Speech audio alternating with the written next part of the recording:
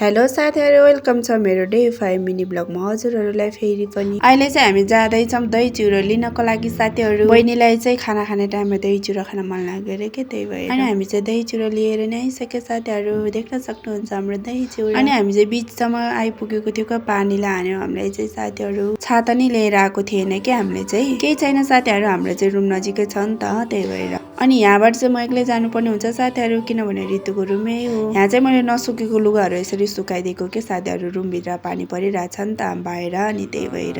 अनि एकछिन खाना खाएर बसेको त बहिनी त भोक लाग्यो रे, अनि फेरि गएँ म माथि। अनि म चाहिँ मोमो अनि के लिन गएको के, अनि उसले बोलाएको थियो अनि ऊ पनि आएछ। हामी दुईजना चाहिँ लाग्यौँ एटीएम तिर, अब पैसा त चाहिहाल्यो।